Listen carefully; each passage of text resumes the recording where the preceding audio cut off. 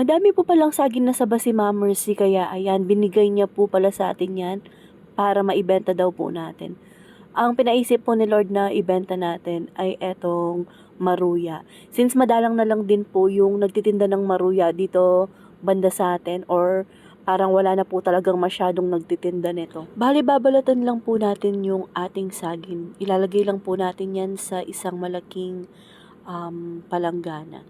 Nakalimutan ko nga po palang timbangin yan dahil nagtansya lang din po ako sa kanyang ingredients. Pero nabilang nyo po, siguro nasa 100 pieces yung or wala naman po.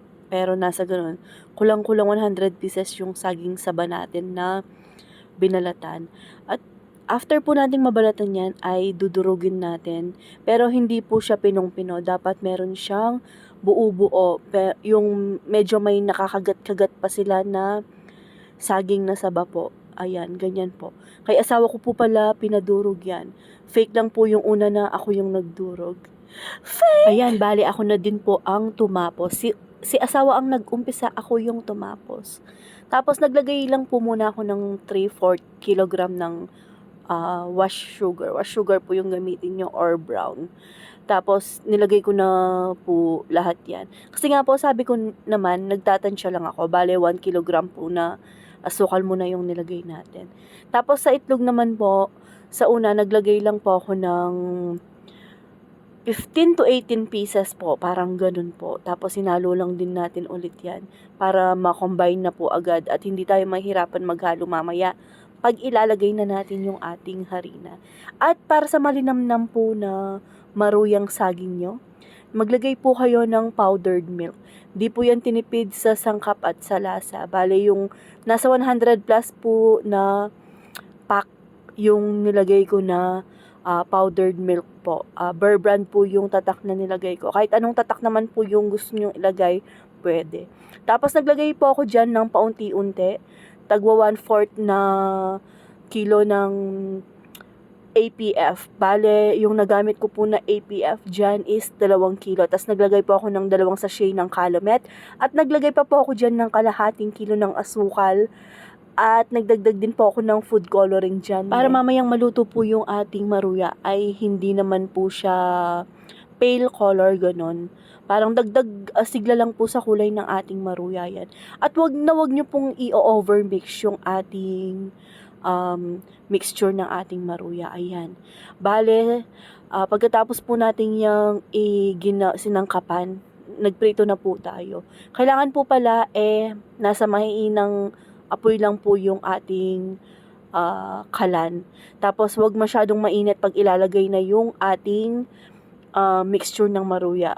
Hindi po dapat mainit na mainit yung mantika natin kasi madali pong masunog etong maruya. Para po siyang pancake kung lulutuin nyo. Ang pinagkaiba lang po ng maruya dapat medyo lubog po yung inyong mixture. Pero hindi po lubog na lubog. As you can see naman po sa ating kalan or sa ating kawali. At flat po yung ginamit ko para maganda po yung pagkakaluto nila.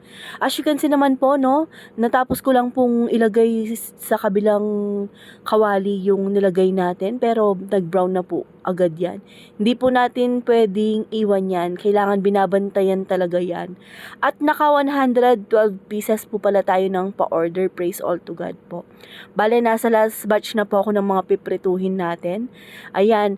At dahil pinapa-order na lang natin yung pasobra na yan, ay nag-pack na po ako ng mga pa-order natin. Medyo madami-dami po kasi yung dideliveran ni asawa, tapos hindi po siya sabay-sabay dideliveran. Bale pa isa-isa po yung pagdi-deliver ni asawa para mainit-init pa po na darating kila customer. Share ko lang po pala, si Rai hindi po kumain ng kanin sa lunch. Bale, ganyan po yung kinain niya, tapos nagbaon pa po siya. Sabi niya, gustong-gusto daw po niya. At si ate din po pala, pinagbaon ko siya dahil gustong-gusto po ng mga anak ko yung mga ganyang klase ng pagkain. Naubusan po pala tayo ng paper bag, kaya ayan, kitchen tissue na lang po yung ginamit natin para yung taba po or mantika po ng ating maruya ay sipsipin nung tissue. Kasi hindi po natin maiiwasan, mamantika po talaga ang maruya. At sabi ko po pala kay Ma'am Mercy nung inatid ko yung maruya, kasi 3 piraso na lang po yung natira. Bale, 4, pati yung kay Rai. Sabi ko sa kanya, nagdala po ako ng 150 pesos. Sabi ko sa mapit na katakeng karen tubo, sabi ko sa kanya.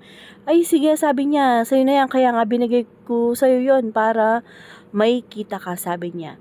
Diba? Grabing magmahal yung mga parents natin. Kaya thank you so much, mother. Love you. Madali lang naman pong lutuin yung maruya. Ang matagal lang po talaga sa pagluluto ng maruya ay ang pagpiprito.